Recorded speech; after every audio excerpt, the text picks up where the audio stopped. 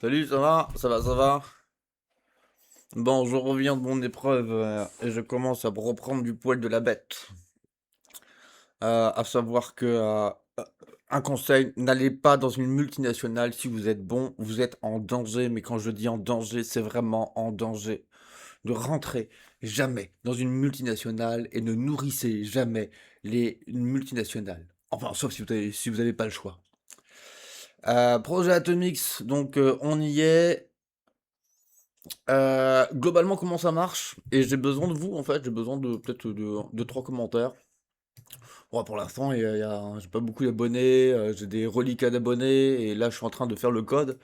Donc, je suis en train de coder, j'ai besoin, en fait, de me sortir un peu du code, parce que je suis en train de pousser ChatGPT à fond, et ChatGPT commence à me connaître, il devient un gros flemmard, va falloir que je change d'IA. Mais là, globalement, le projet Atomix, c'est quoi? C'est l'organisation stratégique de l'information pour n'importe quel environnement. C'est-à-dire que je suis spiritualiste et depuis fort longtemps, et le problème, c'est que c'est pas gratos. Et, et là, je suis en train de coder alors, une combinaison entre le Tao. Donc, le Tao, c'est l'organisation stratégique de l'information. Donc, stratégique à différents plans. Donc, ce sont des forces primaires qu'on va devoir interpréter. Et comment dire, mon système d'adressage, donc c'est matriciel, qui lui directement récupéré de Alirlas ou RAD112. C'est pour moi un protocole réseau, donc qu'on peut considérer au plan spirituel. C'est la même équation, hein, et qui va définir l'atome, en fait. Un atome spirituel. Mais un atome spirituel, tout ce qui est spirituel, en fait, peut être interprété. L'atomique, c'est une interprétation d'une compréhension spirituelle. Ni plus ni moins. Mais je matérialise. C'est-à-dire que sur le champ de la spiritualité, il est hors de question pour moi d'aller écouter ou de suivre des gens qui parlent, mais qui n'agissent pas.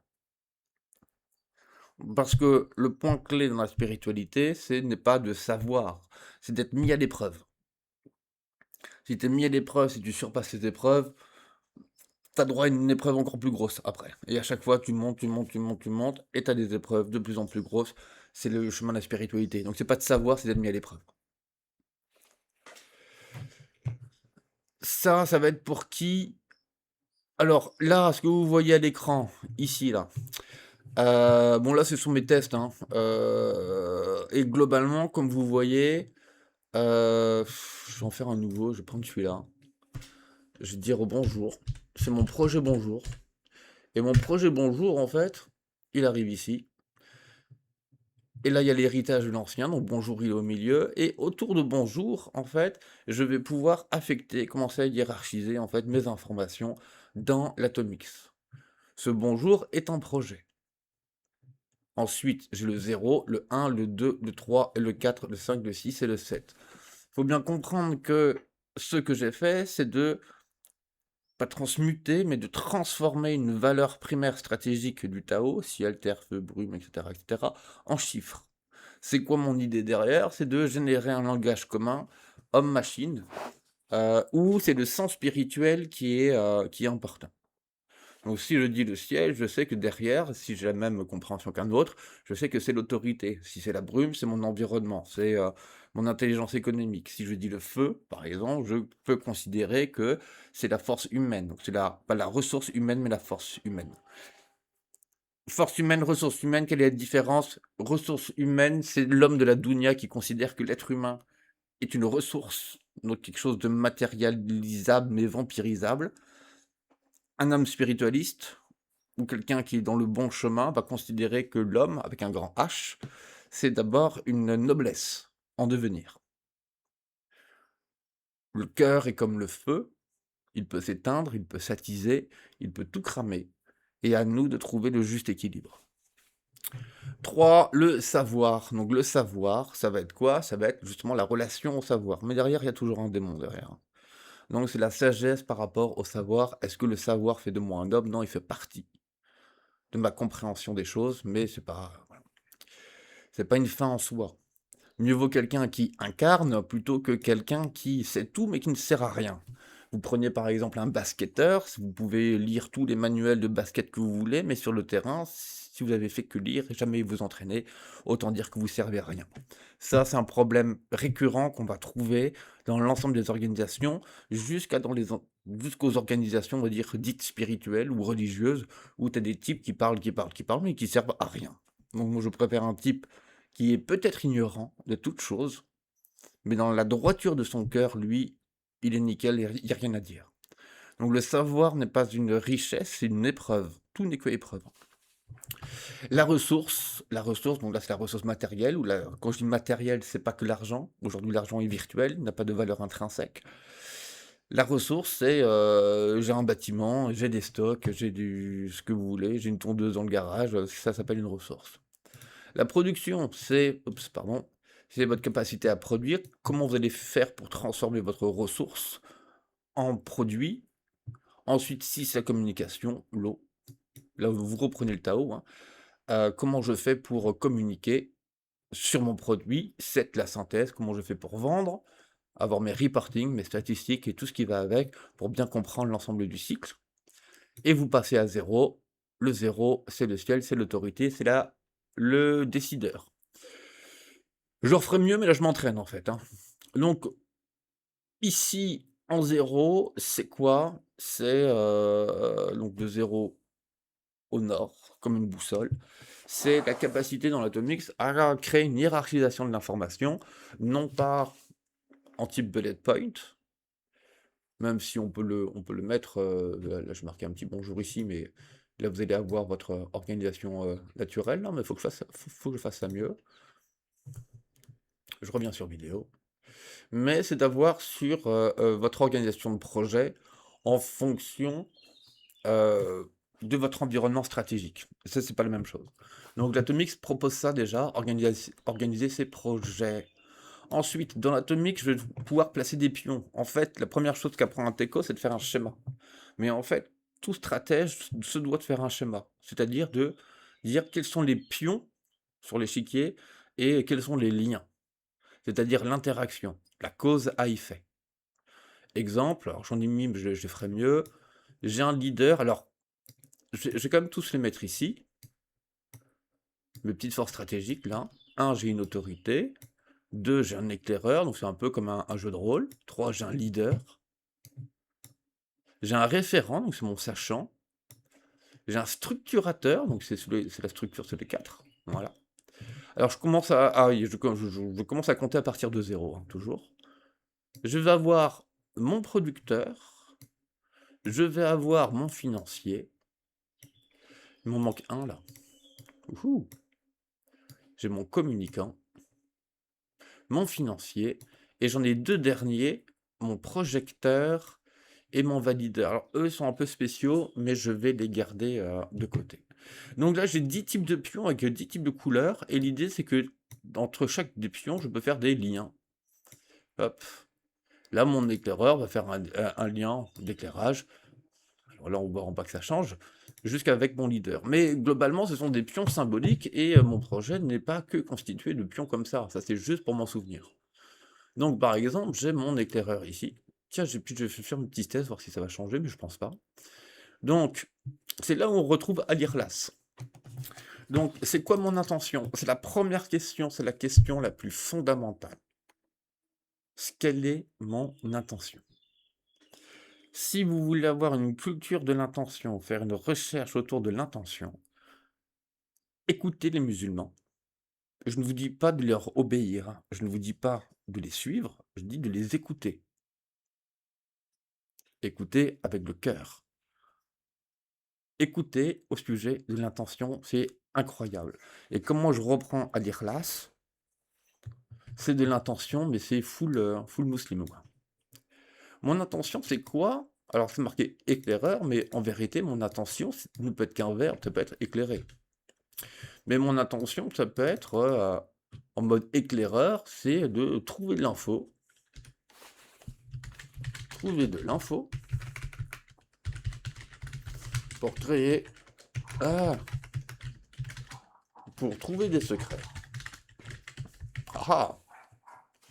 Origine. Eh oui.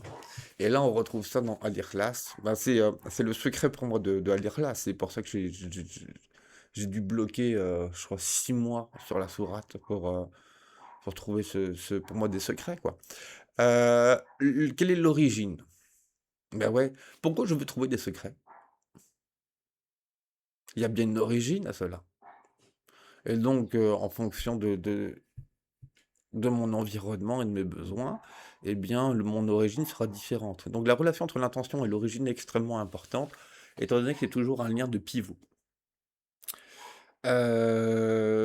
Techniquement, dans Al-Ikhlas, on va dire quoi? C'est, attends, si je m'en souviens bien, dans Al-Ikhlas, c'est dit Allah est unique. Ça, c'est une intention.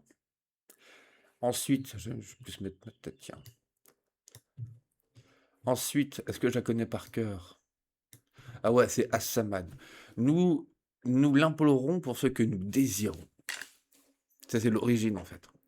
Qu'est-ce que nous désirons? Et si tu remarques bien, en fait, et je le répète à chaque de mes vidéos, je pense, tellement c'est puissant. Tu prends, à lire là, c'est 112. C'est quasiment une des dernières du Coran. C'est à la fin. Et en fait, Al-Ikhlas et Al-Fatiha, elles symbolisent, et c'est là où on a la valeur intrinsèque, parfaitement la relation, la notion de je suis le début et la fin. C'est le protocole réseau, en fait. Je suis le début et la fin. Al-Ikhlas, c'est à la fin. Mais en fait, c'est le début du chemin. Al-Fatiha, c'est la réponse.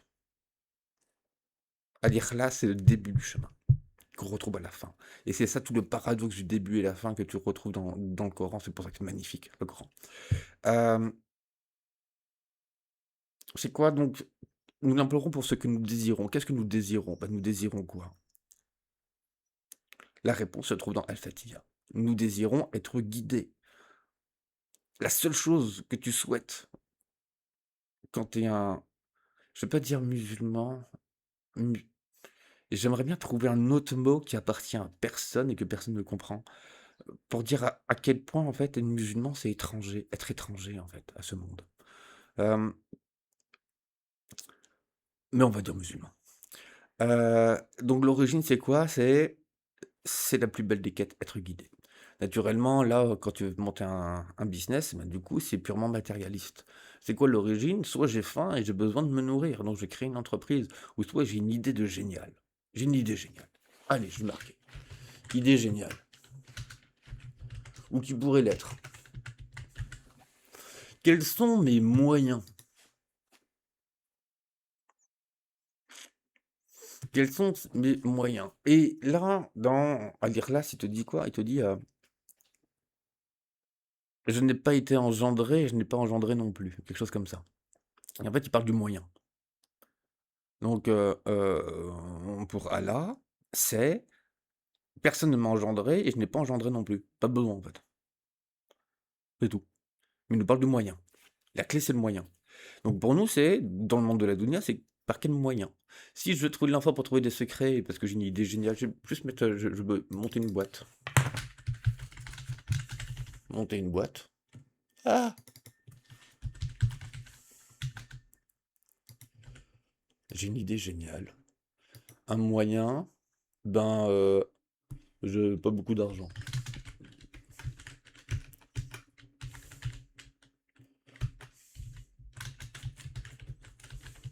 J'ai pas beaucoup d'argent, mais je suis compétent.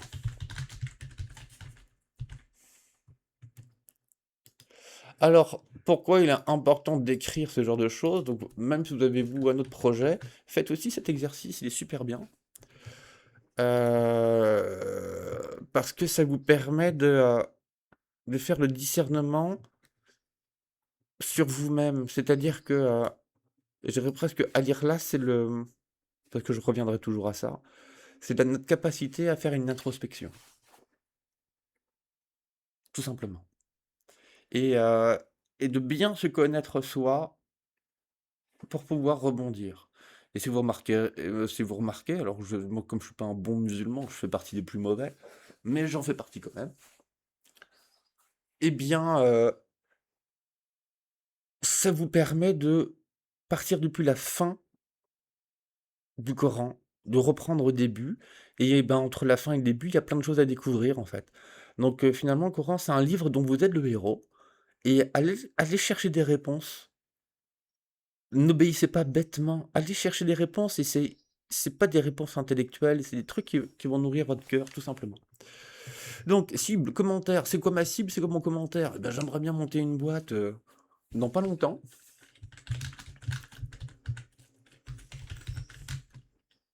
Sur Internet. Donc, c'est mon projet.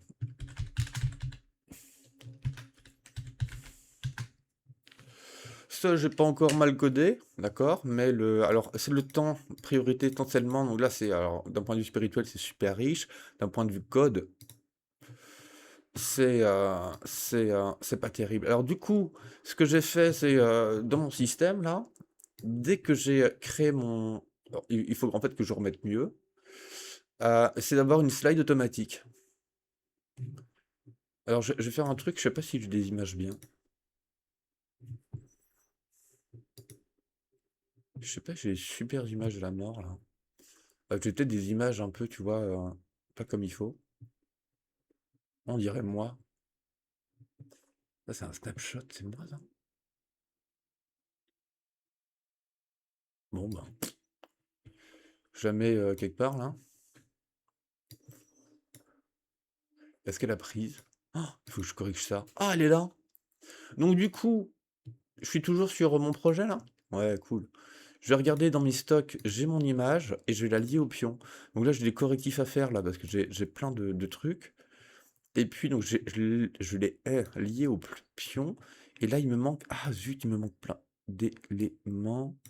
Je la veux à droite. Bon, ça, il va falloir que je corrige. Parce qu'en fait, j'étais sur fond obscur. Et là, du coup.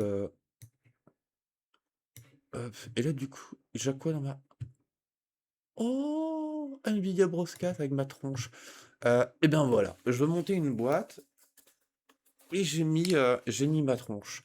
Et donc du coup, dans l'Atomic, l'idée c'est de pouvoir noter ces éléments, d'avoir mon projet avec son idée géniale, monter une boîte, pas beaucoup d'argent, mais je suis compétent, dans pas longtemps sur Internet, avec ma tronche.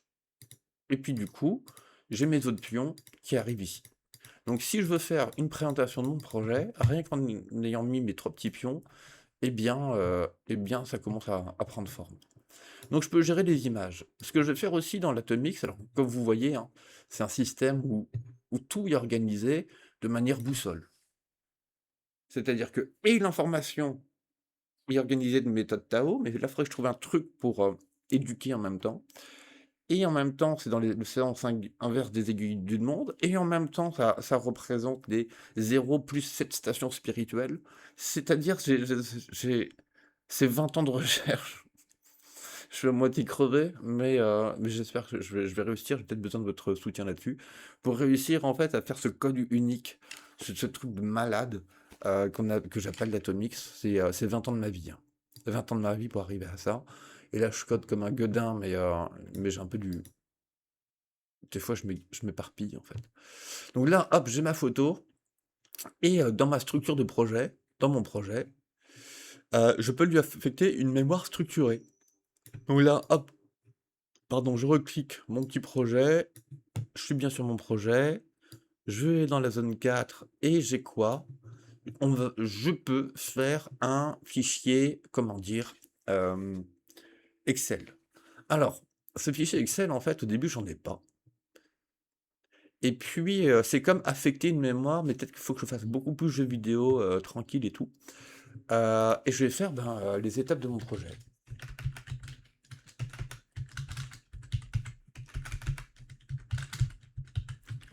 Objectif, réussir. Contexte, la mouise. Et là, je fais, par exemple, identification, contexte, force, savoir requis, etc., jusqu'à ma date cible, et blablabla, et je vais créer mon paramétrage. Et là, du coup, dans mon projet, il faudrait peut-être que je masque les paramètres. Eh bien, je commence à avoir une table, et là-dessus, je peux créer des choses. Et donc, du coup, j'ai mon fichier Excel intégré pour noter mes actions. et pour noter mes petits trucs qui sont liés à mon projet. Pas mal, hein? C'est-à-dire qu'en un seul pion stratégique, je commence à avoir pas mal d'informations. Et qui là-dedans? Et ben là, c'est ma fiche décisionnaire, je vous l'ai pas montré, qui fait le récapitulatif de tout, qui va te montrer les informations, mais j'ai pas encore les informations de ma table. Donc là, c'est à cacher encore. Ensuite, dans le 5, voilà, je fais l'activation de la caméra et le trash pour supprimer les pions. Et puis en 6, donc il y a le slide intégré. Il y a la caméra aussi intégrée pour en faire des présentations. Vous avez un client. Alors peut-être qu'il faut que je défloute ici, fasse un truc beaucoup plus sexy. Et puis là, il y aura l'aspect de reporting en 7. Donc du coup, je vais parfaitement, comment dire, respecter le Tao. Et puis peut-être, là, je dois trouver un truc mieux là pour gérer hop, pour gérer mes fenêtres. Et en fait, j'ai qu'une seule fenêtre. J'ai mes 8 zones. Moi, je suis au milieu, 9 zones. Et puis, je peux gérer n'importe quel projet avec ça. Et l'idée, c'est que dans mon projet, je vais devoir le structurer, étape par étape. J'aurai mes stocks, j'aurai ceci, cela. Et à chaque fois, je peux atomiser mon information et toujours avoir le même schéma. Ce même schéma, en fait, il est organisé avec toujours la même organisation d'informations. C'est-à-dire, j'interprète un fichier CSV, ou ça peut être un SQL, en bas, c'est du SQL. Mais ce sera toujours la même organisation de fichiers, c'est-à-dire que je suis en train de créer une matrice. Donc ah oui, s'il y a des gars, donc mes besoins, j'ai besoin de type un peu fortiche là, parce que j'ai créé le langage en bash pour qu'une IA puisse prendre le relais, puisse aider justement à organiser, structurer, contrôler un peu l'Atomix. Bon, si des gens y veulent, mais c'est pas mal de ressources, il faut que j'entraîne l'IA. J'ai créé les prémices du langage en shell, et donc je vais avoir peut-être besoin d'aide là-dessus parce qu'il y a tellement de choses à faire. Et si quelqu'un sait binariser pour créer un new SQL, mais en mode Atomix, ce serait cool aussi, sinon je vais devoir me le coltiner. C'est-à-dire, c'est purement matriciel. C'est un peu comme du JSON, mais j'ai besoin de pouvoir soit prendre du bloc, des blocs complets d'informations, ou bien cibler. Mais ça, c'est lié au langage. Le langage et matrice sont une seule et même chose. Mais pour l'instant, rien n'est binarisé, tout est interprété. C'est du shell, c'est cool et c'est sympa. C'est du PHP, pas de problème, quoi. Voilà.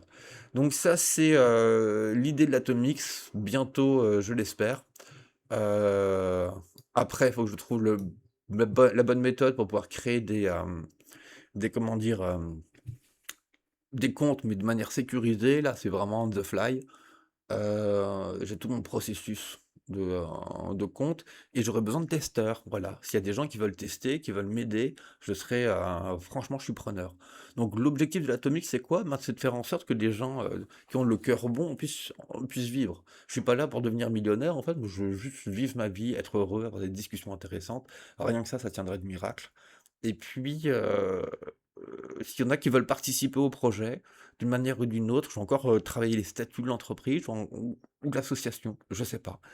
Mais faire quelque chose qui est beaucoup plus juste, beaucoup plus équitable, mais surtout qui aurait une valeur intrinsèque, mais du cœur, sans pour autant. Il faut gagner de l'argent quand même, c'est l'objectif d'une entreprise, c'est gagner de l'argent pour pouvoir investir et faire des trucs intéressants. Mais là, il faut que je réussisse un truc et je dois écarter les parasites, en fait. Les, euh, les gens qui ont le cœur mauvais, en fait. Donc, j'espère finir assez tôt. Et moi, il faut que j'envoie aussi, donc ce sera via Atomix. Je vais faire un rapport à l'Assemblée nationale pour leur montrer, leur dire comment les entreprises comme CGI détruisent des gens comme nous, les gens qui sont intelligents et qui ont le cœur bon, et pourquoi il ne faut pas arrêter de subventionner ces entreprises qui détruisent la nature de l'homme, qui détruisent sa bonté, et pourquoi nous, hommes bons, femmes, je ne veux pas dire bonnes parce que c'est tendancieux, mais on doit se serrer les coudes, être beaucoup plus cool entre nous, arrêter de se faire des leçons de morale, arrêter de croire qu'on est l'autorité de l'autre et se servir les uns les autres. Quand je dis se servir, c'est pas se servir des uns des autres, c'est servir l'autre. Donner son cœur, travailler son cœur. Il y a plein de chemins qui sont différents. Vous pouvez avoir des chrétiens qui sont super cool et qu'il faut écouter. Il y a peut-être des juifs, moi j'adore écouter les juifs. Parce qu'il y a des choses qui sont super intéressantes. Il y a d'autres trucs, quand on arrive dans la politique, je suis moins fan. Dans l'islam, c'est pareil, tu as des trucs super sympas à aller écouter, tu une sagesse qui est juste incroyable, c'est un nectar pour le cœur et il faut réussir à trouver, en fait, ces personnes qui ont ces moments et je dis bien ces moments où elles vont nourrir ton cœur. C'est pas les leçons où il y en a qui te font peur et cetera. Non, c'est juste au moment où la personne vient nourrir ton cœur. C'est ça qui est le plus important, en fait. Donc c'est be cool, soyez heureux, soyez sympa. Et puis n'hésitez pas à m'envoyer vos commentaires. Gros bisous, ciao ciao, bye. Et assalamu alaikum.